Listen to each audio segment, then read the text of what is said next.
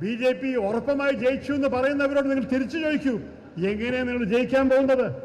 എവിടെ ഏത് സംസ്ഥാനത്തിലാണ് നിങ്ങളുടെ എണ്ണം കൂടാൻ പോകുന്നത്? പറഞ്ഞു തരൂ. നിങ്ങൾക്ക് ഹരിയാനയിലെ എല്ലാ സീറ്റും ജയിക്കാൻ സാധിച്ചു. ഈ തവണ നിങ്ങൾ കുറച്ച് തോൽക്കും. തെലങ്കാനയിൽ നിങ്ങൾ കോൺഗ്രസിന് 2 സീറ്റേ വിട്ടുകൊടുത്തുള്ളൂ. ഈ തവണ 10 കോൺഗ്രസ് കിട്ടും. കർണാടകയിൽ 1 സീറ്റേ കോൺഗ്രസ് വിട്ടുകൊടുത്തുള്ളൂ.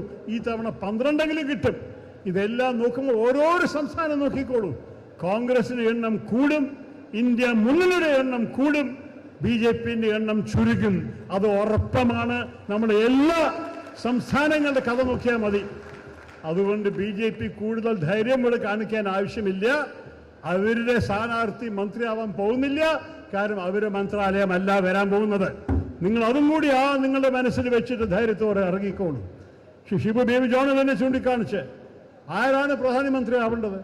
ജനാധിപത്യത്തിൽ വിശ്വസിക്കുന്ന ഒരാളോ അതോ EDയും CBIയും ഇൻകം ടാക്സിനെയും ഒക്കെ ഒരു ആയുധമായി ഉപയോഗിച്ചിട്ട് ജനങ്ങളുടെ എതിരുപയോഗിച്ചിട്ട് ഇങ്ങനെ ഒരു രാഷ്ട്രീയം ചെയ്യുന്ന ഒരു വ്യക്തിയാണോ? നിങ്ങളെല്ലാവരെയും ഒരുപോലെ കാണുന്ന ഒരു മുന്നണിയാണോ വേണ്ടത്?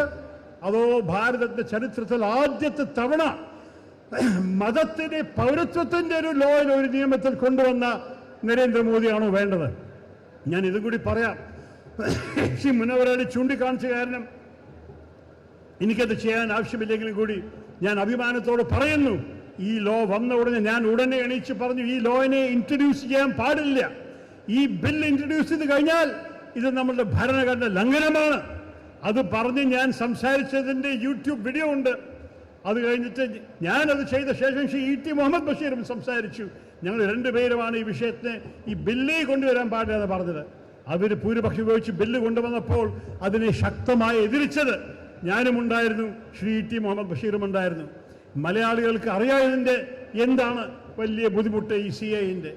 കാരണം ഈ CAA വഴിക്ക് അവർക്ക് 2 ഉദ്ദേശമുണ്ട്. ഒന്ന്, ആദ്യത്തെ തവണ ഈ രാജ്യത്തിന് ഒരു മതത്തിന്റെ അടിസ്ഥാനത്തിൽ സ്ഥാപിച്ചൊരു രാജ്യമാക്കാൻ അവർ കുറെ വർഷങ്ങളായിട്ട് ഹിന്ദു രാഷ്ട്ര മുദ്രാവാക്യം വിളിക്കുന്നു.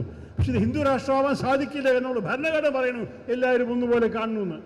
അതുകൊണ്ടാണ് അവർ ഈ നിയമം കൊണ്ടുവന്നത്. അത് ഒന്ന്.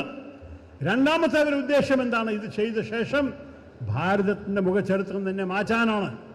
നിങ്ങൾക്കറിയണം, ഇത് വന്നപ്പോൾ കോൺഗ്രസ് പാർട്ടി ആ സമയം മുതൽക്ക് എതിർച്ചിട്ടുണ്ട്. ഞാൻ തന്നെ അഭിമാനത്തോടെ പറയുന്നു, ഞാൻ ഇന്ത്യയിലത്തെ ആദ്യത്തെ രാഷ്ട്രീയക്കാരനായിരുന്നു. ഷഹീൻ ബാഗിലത്തെ മുത്തശ്ശിമാര് ഡൽഹിയിൽ പാതയിലിരുന്ന് ഈ ലോയിന്റെ എതിരെ പ്രതിഷേധം ചെയ്യുമ്പോൾ ഞാനാണ് ആദ്യത്തെ രാഷ്ട്രീയക്കാരൻ അവിടെ പോയിട്ട് അവരോട് സംസാരിച്ചതും ഞാൻ പ്രഭാഷണം ചെയ്തതും. അതുപോലെ തന്നെ ജാമിയ മില്ലിയ യൂണിവേഴ്സിറ്റിയിലും ജവഹർലാൽ നെഹ്റു യൂണിവേഴ്സിറ്റിയിലും ഈ വിഷയത്തെക്കുറിച്ച് സംസാരിച്ചതാണ്. കോൺഗ്രസ് പാർട്ടി എല്ലാ ജില്ലയിലും CAA-നെതിരെ പ്രതിഷേധം നടത്തിയപ്പോൾ 7 എണ്ണത്തിന്റെ ഉദ്ഘാടകൻ ഞാനായിരുന്നു. കോഴിക്കോട് മുതൽ പാലക്കാട് വരെ ഈ CAA വിഷയത്തിന്റെ എതിരെ പാർട്ടി എന്നോട് പറഞ്ഞു, ഈ വിഷയത്തിൽ നിങ്ങൾക്ക് എന്നെ ഇത്ര ഒന്നും അറിയുള്ളൂ, പറയൂ. അപ്പൊ ഞാൻ എല്ലാവരുടെയും ഉദ്ഘാടനം ചെയ്തു. അപ്പൊ നമ്മളുടെ മുഖ്യമന്ത്രി പിണറായി വിജയൻ കോൺഗ്രസ് ഒന്നും പറഞ്ഞില്ലല്ലോ ഈ വിഷയത്തിൽ, ആരിഫ് മാത്രമേ ഉണ്ടായിരുന്നെന്ന് പറയുമ്പോൾ നമ്മൾക്ക് എന്താ ചിരിക്കണോ അതോ കരയണോ എന്നാണ് ചോദ്യം നമ്മുടെ മനസ്സിൽ.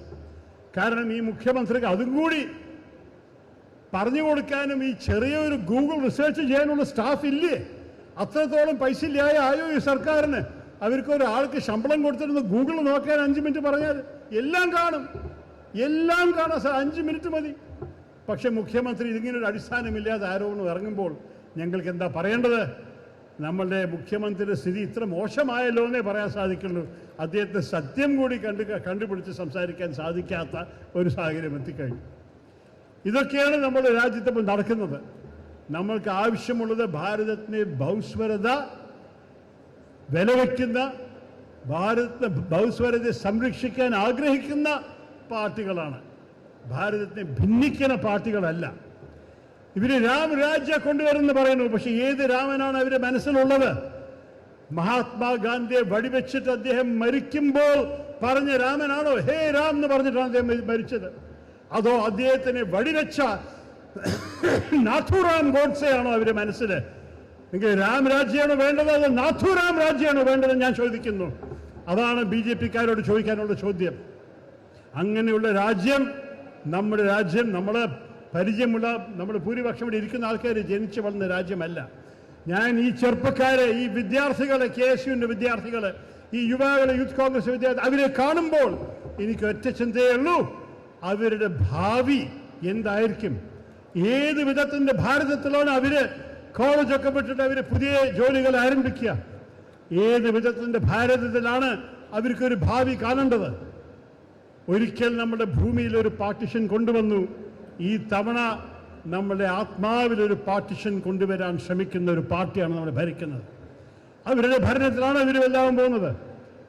പക്ഷേ അവര് ഈ വിദ്യാർത്ഥികൾ കോളേജ് വിട്ട് തൊഴിൽ തിരയുമ്പോൾ അതും കൂടി കൊടുക്കാനുള്ള കഴിവുണ്ടോ ഈ സർക്കാരിന്? ഇപ്പോൾ നമ്മുടെ തൊഴിലില്ലായ്മയുടെ തുക നമ്മളുടെ നമ്പേഴ്സ് എടുത്ത് വയ്ക്കാൻ തുടങ്ങിയ മുതൽക്കുള്ള എല്ലാം വെച്ച് മോശപ്പെട്ട നമ്പേഴ്സാണ്. 45.4% യുവ 20 മുതൽ 24 വയസ്സായ യുവാക്കൾക്ക് ജോലിയില്ല. 45.4%. അപ്പൊ അവരൊക്കെ ഇറങ്ങി ജോലി തരുമ്പോൾ അവർക്ക് എന്താ ആഗ്രഹം, എന്താ കിട്ടാൻ പോകുന്നത് നമ്മൾക്ക് ചോദിക്കാൻ സാധിക്കും. ഇതെല്ലാം പറഞ്ഞിട്ട് ഈ രാജ്യത്തെ നന്നാക്കണമെന്നുണ്ടെങ്കിൽ എല്ലാവരെയും കൂട്ടിക്കൊണ്ടുവന്നൊരു വളർച്ചയ്ക്ക് വേണ്ടി പ്രവർത്തനം ഉണ്ടെങ്കിൽ കോൺഗ്രസ് പാർട്ടിയുടെ 5 ന്യായങ്ങൾ പിറക്കും. ഞാൻ അവസാനത്തെ ഒരു കാര്യം കൂടി ചൂണ്ടിക്കാണിക്കട്ടെ. മോദി സർക്കാർ മോദി ഗ്യാരണ്ടി എന്ന് പറഞ്ഞ് നടക്കണം. ഒരൊറ്റ ഗ്യാരണ്ടിയേ ഉള്ളൂ മോദി സർക്കാരിന്റെ.